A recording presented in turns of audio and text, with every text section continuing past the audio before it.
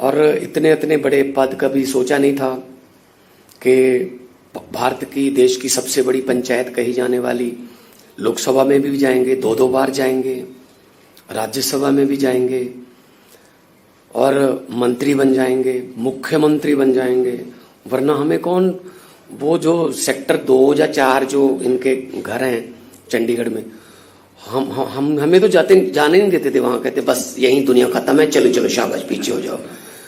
तो उन सेक्टरों में, उन घरों में अगर कोई लेके जा सकता है तो आम आदमी पार्टी लेके जा सकती है, वरना जिला प्रधान भी नहीं बनाते जी।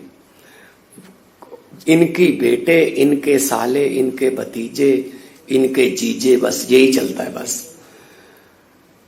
तो अब जो है ये धारणा टूटी है, आम आदमी पार्टी ने ये एक नई दिशा और दशा दी है।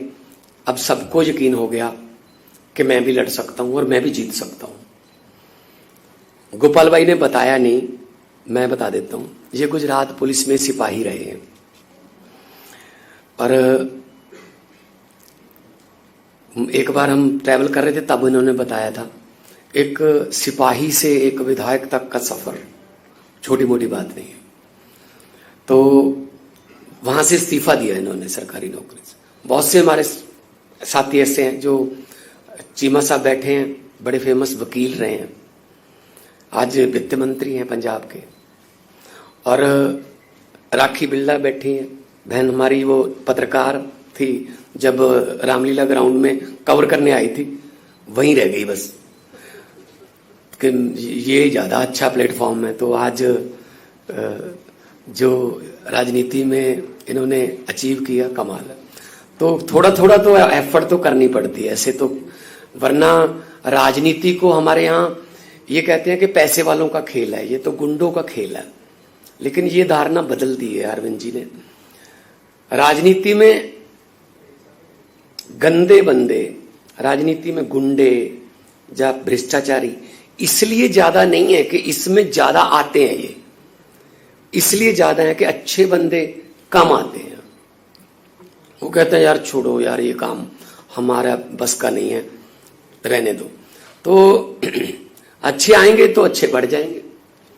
तो ये शुरुआत हुई है। संजीव अरोड़ा जी जो 22 में हमारी सीट ही थी, अचानक से हमारे विधायक साहब की मौत हो गई, परमात्मा उनको अपने चरणों में निवास दे।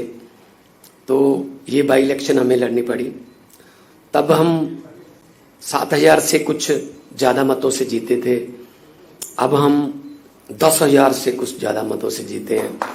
तो हालांकि वोटिंग परसेंटेज कम है, पिछली बार ज्यादा परसेंटेज वोट हुआ था, इस बार थोड़ा कम है, लेकिन उसमें भी मार्जिन इतना है कि 40% और 22%, 18% का मार्जिन। 1-2% पे सरकारें बन जाती हैं, 1-2% पे देश की सरकारें बन जाती हैं। तो बहुत खुशी हुई। पहले तो सब मीडिया वाले साथी जो हैं उनका बहुत बहुत धन्यवाद। आप आए, ये जो यहाँ आप आए हैं ना, इसका नाम है कपूरथला हाउस। ये कपूरथला के राजा का महल था। एक इधर है फरीदकोट हाउस, वो फरीदकोट के राजा का था। एक पटियाला हाउस है जो कोट बना हुआ है, वो पटियाला के राजा का था। एक नाभा हाउस भी है, वो नाभा के राजा का था। यहाँ हमें कौन आने देता था जी, तो राजाओं के महल थे। तो आज अगर हम कपूरथला हाउस में हैं तो सिर्फ पब्लिक की वजह से, संविधान की वजह से और एक अच्छी सोच की वजह से हम हैं। हमारी टीम है, हम मिल के काम करते हैं। जरूरी नहीं है हर रोज विराट कोहली सेंचुरी लगाए, कई बार विराट 0 पे आउट हो जाता है, लेकिन कोई ना कोई और बंदा जो है वो उस दिन काम कर देता है। लेकिन टीम वर्क है ये, तो एक टीम के रूप में काम करते रहेंगे।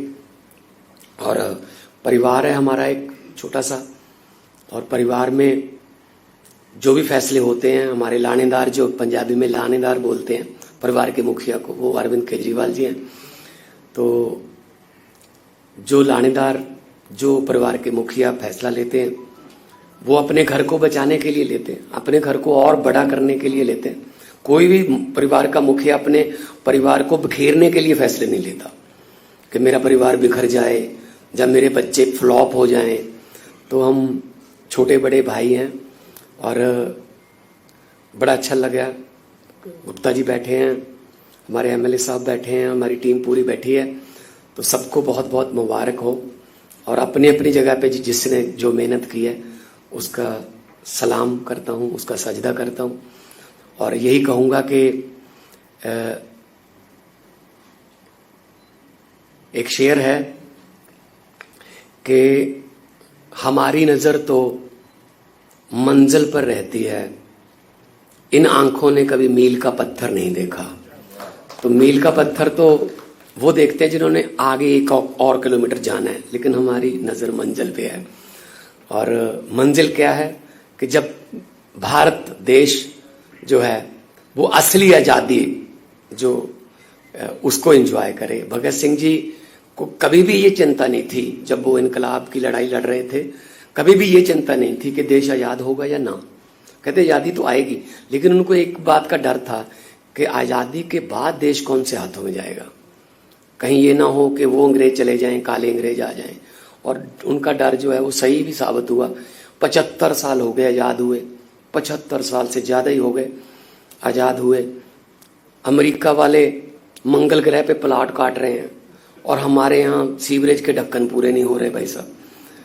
अभी वहीं खड़े हैं, सीवरेज का ढक्कन, टोबा, छप्पड़, और वहीं रुके हुए हैं भाई, क्योंकि उन्होंने काम किया ही नहीं कभी। अभी बात होने लगी है एजुकेशन की, हेल्थ की, बिजली की, इंफ्रास्ट्रक्चर की, नहीं तो इससे पहले तो बात ही नहीं होती थी।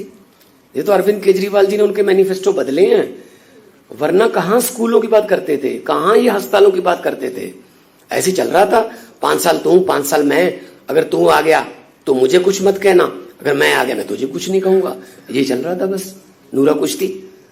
तो हमारे जितने भी एमएलए साहबान हैं, चाहे वो गुजरात में हैं, चाहे गोवा में हैं, चाहे वो दिल्ली में हैं, पंजाब में हैं, राज्यसभा के मेंबर साहब हैं, हमारे एमपी साहब हैं लोकसभा के, सबको बहुत बहुत मुबारक। और मैं चाहूँगा कि हम एक टीम के रूप में काम करते रहें और आगे बढ़ते रहें और हमारे देश की सेवा करते रहें। और भगत सिंह का एक आखिरी शेर मैं सुना के अपनी जगह लूँगा। भगत सिंह जी ने कहा था कि इश्क करना सबका पैदाइशी हक है, इश्क करना सबका पैदाइशी हक है, क्यों ना इस बार वतन की सरजमी को महबूब बना लिया जाए। वतन की सरजमी को